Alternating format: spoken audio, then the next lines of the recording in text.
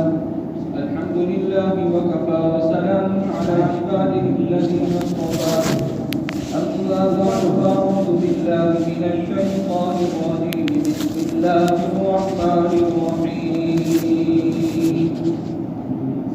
ما يفعل الله بعذابكم إن شكرتم وآمنتم وكان الله شاكرا عليما. وقال تعالى في كلامه المجيد والفرقان الحميد وقليل من عبادي الشكور. صدق الله العظيم. میرا عزیز بھائیو، جس آیت کریمہ کی میں نے آپ کے سامنے تلاوت کی ہے،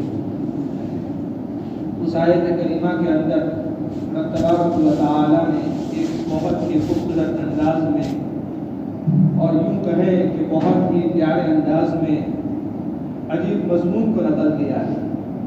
اللہ فرما رہے ہیں ما یفعل اللہ بعذابکم، کہ اللہ تمہیں عذاب دے کر کیا کرے گا، اللہ تمہیں تکلیف پہنچا کر کیا کرے گا، اللہ تم پر ظلم کر کے کیا کرے گا. ما یفعل اللہ بعذابکم ان شکرتم وآمنتم، اگر تم شکر کرو اور ایمان لے آؤ تو اللہ اپنی رحمتیں تم پر نچھاور کر دے گا. وہ تو تمہیں تکلیف نہیں پہنچانا چاہتا ہے بلکہ تمہیں اپنی رحمت کی طرف متوجہ کرنا چاہتا ہے. اسی لیے تو اتنے خوبصورت انداز میں اللہ کہہ رہے کہ ما یفعل اللہ بعذابکم، کہ میں تمہیں عذاب دے کر کیا کروں گا. جیسے بیٹا ماں کی نافرمانی کرتا ہے یا باپ کی نافرمانی کرتا ہے، باپ اس کو سمجھاتا ہے کہ بھائی تو نافرمانی کر رہا ہے، میری طرف سے مجھے کوئی تکلیف پہنچ جائے گی یا میری زبان سے کوئی بد دعا دینے والے الفاظ نکل جائے گے تو تیری زندگی خراب ہو جائے گی. تو گویا کہ یہ الفاظ کہنا یہ باپ کی شفقت ہے تاکہ بیٹا باپ کی طرف متوجہ ہو جائے. اسی طرح ماں اپنی بیٹی کو سمجھاتی ہے تو اللہ اپنے بندوں کو سمجھا رہے ہیں کہ بھائی تم اگر ایسے اعمال کرو گے تو بجائے رحمت کے تم تکلیفوں میں مبتلا ہو جائیں گے. ما یفعل اللہ بعذابکم ان شکرتم وآمنتم، اگر تھوڑا سا ذکر عربی سے واقف ہو تو یہ آیت ایسی ہے کہ انسان کے دل کو نرم کر دینے والی ہے. ایک لمحے کے لیے بھی اللہ نہیں چاہتا ہے کہ میرے بندے میری رحمت سے ناامید ہو جائیں. تو گویا کہ شکر اور ایمان یہ بہت بڑی نعمت ہے. ہم اس پر شکر ادا کرتے ہیں کہ اللہ نے ہمیں نعمت ایمان سے تو مالا مال فرمایا.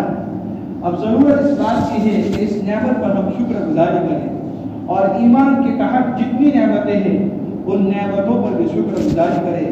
اس لیے کہ شکر گزاری بہت بڑا عمل ہے اور ناشکری یہ بہت بدترین عمل ہے.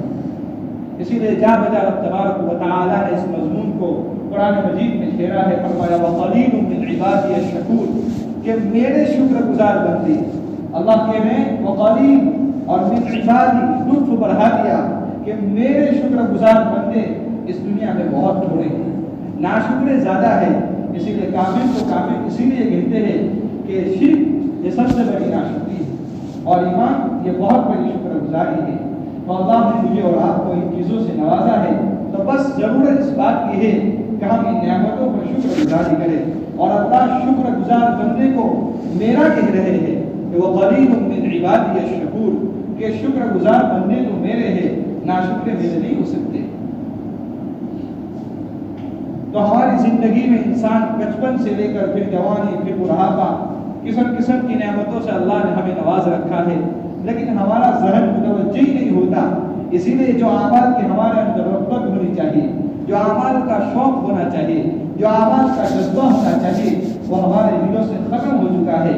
وجہ اس کی یہ ہے کہ میری اور آپ کی زندگی سے احساس ختم ہو گیا. جب انسان کی زندگی میں احساس آ جاتا ہے، احساس بہت بڑی نعمت ہے، یعنی نعمتوں پر احساس کا آ جانا. مثلا آپ کھانے دیتے دسترخوان پر بیٹھنے سے پہلے انسان اگر اس کو یہ احساس پیدا ہو جائے کہ اللہ کی نعمت ہے، اگرچہ دسترخوان پر ہے لیکن گلے سے نیچے اتارنا یہ بھی اللہ ہی کی قدرت میں ہے، اس میں میرا کوئی کرشمہ نہیں. تو یہ احساس جب ہو جاتا ہے تو پھر بے اختیار اس کی زبان سے شکر کے الفاظ نکلنے شروع ہو جاتے ہیں، اور یہی چیز اس کی زندگی میں ترقی کا ذریعہ بنتی ہے۔ تو شکر گزاری بہت بڑا عمل ہے۔ میں اور آپ اپنی زندگی کا ایک معمول بنا لیں کہ ہماری زندگی میں کوئی بھی نعمت آئے، چھوٹی ہو یا بڑی، عام طور پر ہمیں غذا ملتی ہے تب تو شکر ادا کرتے ہیں، لیکن روحانی غذا، مثلاً ہمیں دین میں قرآن مجید پڑھنے کی توفیق ملی، 5 وقت کی نماز پڑھنے کی توفیق ملی، رمضان کا مہینہ آ رہا ہے تو روزے رکھنے کی توفیق ملی، تراویح پڑھنے کی توفیق ملی، تو اس نعمت پر بھی ہمیں شکر ادا کرنا چاہیے، اس لیے کہ دنیا میں کتنے انسان ایسے ہیں جو ان چیزوں سے محروم ہے۔ اللہ تو نے محض اپنے فضل سے ان نعمتوں سے انہیں مالا مال کر رکھا ہے، تو پھر کیا ہوگا؟ ان نعمتوں پر شکر گزاری کرے گا تو اللہ ان نعمتوں میں اضافہ کرے گا۔ ہاں، اضافہ تو نعمتوں میں ہوتا ہی رہے گا، لیکن اللہ اس نعمت کو ضرور باقی رکھے گا۔ مثلا بینائی بہت بڑی نعمت ہے، آنکھ کے اندر دیکھنے کی صلاحیت، زبان کے اندر بولنے کی صلاحیت اور دل و دماغ کا ٹھیک ٹھاک کام کرنا، یہ بہت بڑی نعمت ہے۔ تو اگر ان نعمتوں پر شکر گزاری کرو گے تو اللہ ان نعمتوں کو مرتبہ تک باقی رہے گا۔ گویا کہ یہ بھی نعمت میں بڑھوتری ہے۔ مثلا آپ بچپن سے لے کر بوڑھے ہونے تک آپ کے اندر دیکھنے کی صلاحیت ہے، تو کیا یہ کوئی کم نعمت ہے؟ کتنے انسان دنیا میں ایسے ہیں جو ان نعمتوں سے محروم ہے۔ اس لیے ہمیں نعمتوں کا استحضار ہونا چاہیے۔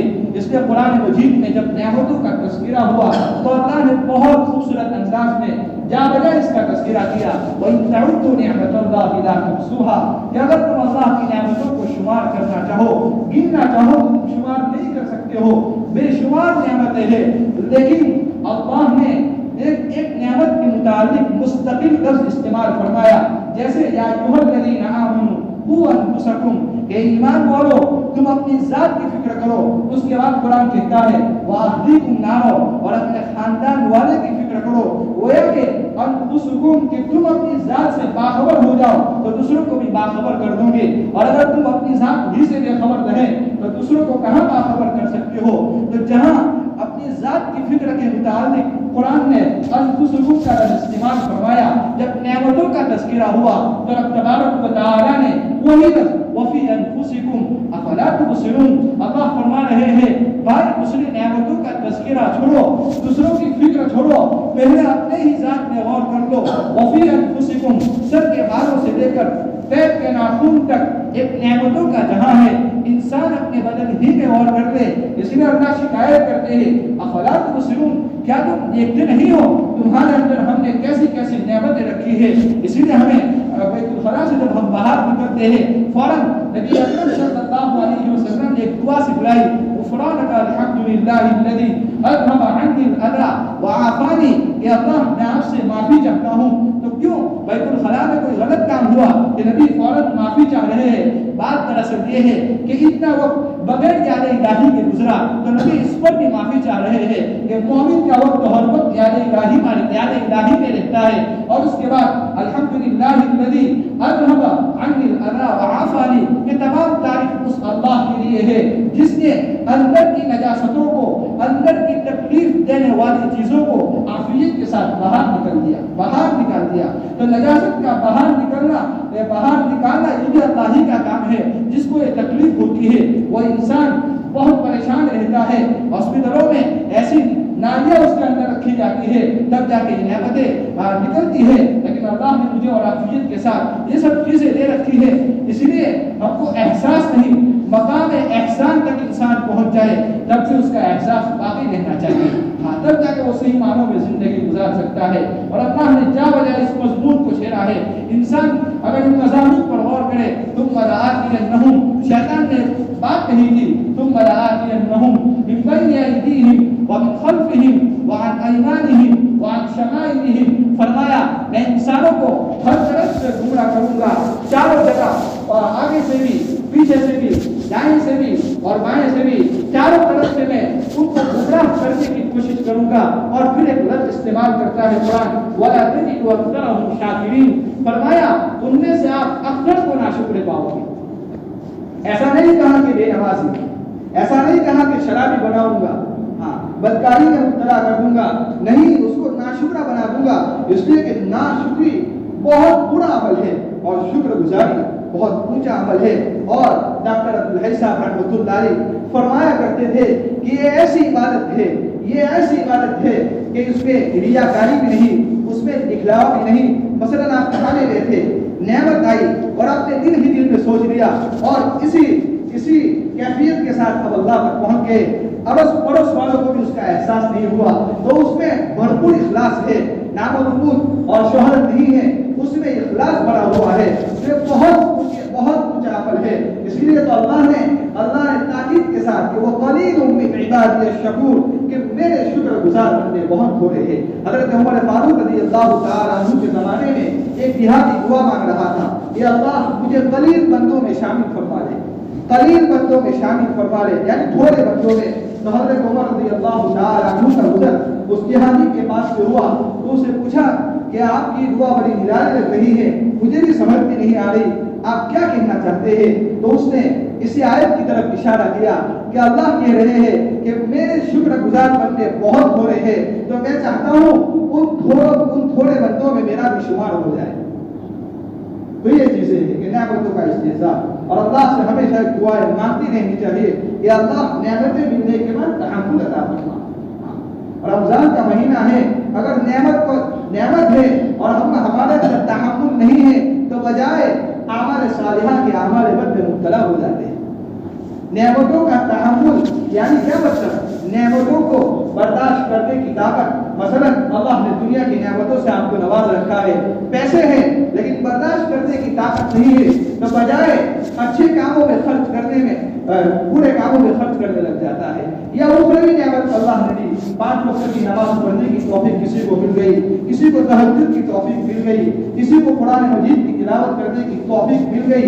اگر تحمل نہیں ہے تو وہ کیا سمجھے گا؟ وہ تکبر میں آ جائے گا، دوسروں کو حقارت کی نگاہ سے دیکھے گا۔ اور اگر تحمل ہے، برداشت کرنے کی طاقت ہے، تو اس کے اندر عاجزی آئے گی، وہ جھکے گا کہ اللہ محض تیرا فضل ہے، اس میں میرا کوئی کمال نہیں ہے۔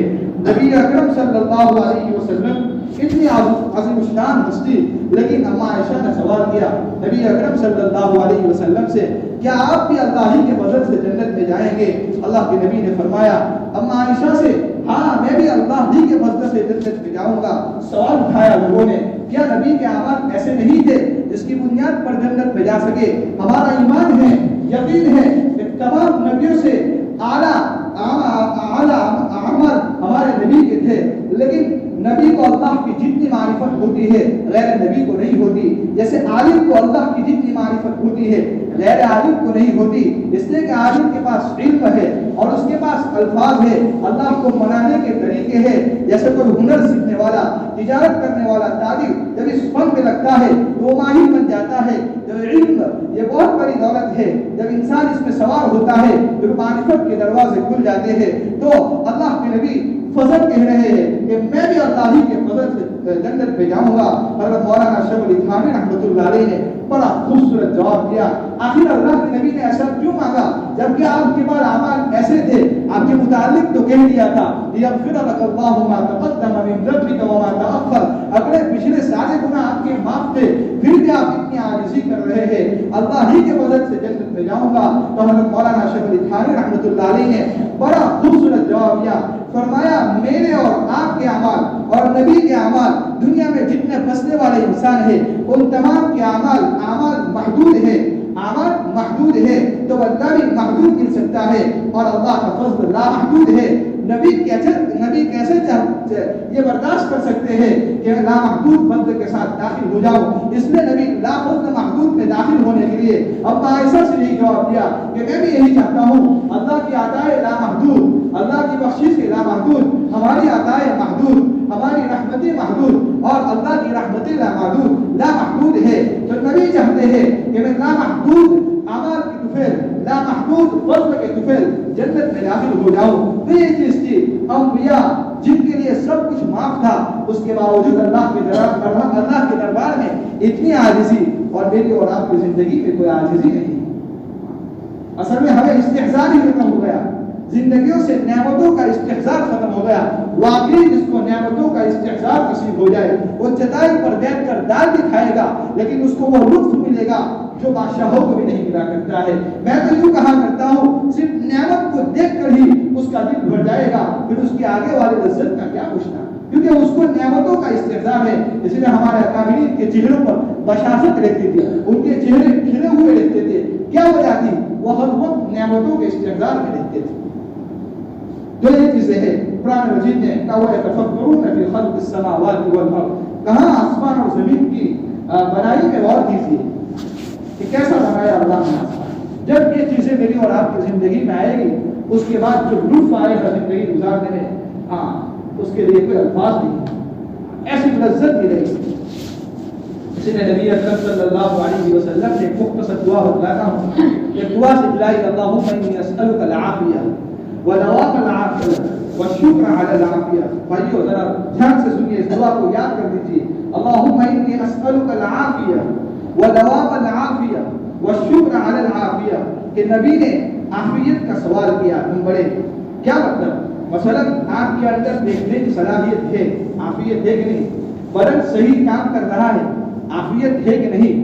ہمیں نماز پڑھنے کی توفیق ملی، عافیت ہے کہ نہیں؟ تو ہو سکتا ہے یہ نعمت اللہ چھین بھی سکتا ہے، اگرچہ یہاں پر عافیت ہے. قربان جائے نبی اکرم صلی اللہ علیہ وسلم کے الفاظ مبارکہ پر کہ آپ نے فوراً ایک جملہ بڑھایا، یا اللہ ودوام العافیہ، کہ اس عافیت پر ہمیشگی نصیب فرما، یعنی اس نعمت کو مرتے دم تک باقی رکھ. کیا کمال کر دیا! نعمت کی تکمیل اب ہوئی، نعمت کی تکمیل اب ہوئی. اس کے بعد ہو سکتا تھا نبی کو معرفت ہوتی ہے، نبی نے دیکھا کہ ان نعمتوں پر تکبر نہ پیدا ہو جائے، اس کے اندر اتنا حد نہ آ جائے، تو فوراً نبی نے جملہ فوراً واپس لا کر کہ وہ شکر علی العافیہ، یا اللہ ان نعمتوں پر شکر کرنے کی توفیق عطا فرما. اس لیے کہ تکبر سے نعمت اللہ چھین لیتا ہے اور شکر گزاری پر اللہ نعمتوں کو بڑھاتا ہے. لئن شکرتم لازیدنکم ولئن کفرتم ان عذابی لشدید. اللہ فرما رہے ہیں کہ شکر گزاری کرو گے اللہ تمہاری نعمتوں میں اضافہ کرے گا، اللہ تمہاری نعمتوں کو بڑھائے گا. تو میری اور آپ کی زندگی تو یہ دعا بہت پیاری دعا ہے. اور دو چار باتیں آخر میں اپنی دو چار باتیں ہیں کہ عافیت کا مفہوم لوگوں نے کیا سمجھ رکھا ہے. عافیت کا مفہوم بہت وسیع ہے، لیکن چند باتیں ہمارے اکابرین نے نقل کی ہے، بڑی اچھی باتیں ہیں. فرمایا عافیت کا مطلب یہ ہے، نمبر ایک سانس بغیر تکلیف کے نکلتا رہے اور بغیر تکلیف کے آتا رہے. نمبر دو روزی بغیر مشقت کے ملتی رہے. اور بنیادی بات آخری بات جو فرمائی کہ عبادت بغیر ریاکاری کی ہوتی رہے. کتنی جامع بات فرمائی. اور اللہ علی قاری رحمۃ اللہ علیہ نے ایک بات نقل کی کہ عافیت کسے کہتے ہیں؟ عافیت کا مطلب ہے جسم بری بیماریوں سے محفوظ رہے اور روحانیت برے اعمال سے محفوظ رہے. اللہ ان کئی باتوں پر مجھے سب سے پہلے اور ہم سبھی کو عمل کرنے کی توفیق عطا فرمائے. وآخر دعوانا الحمد للہ رب العالمین.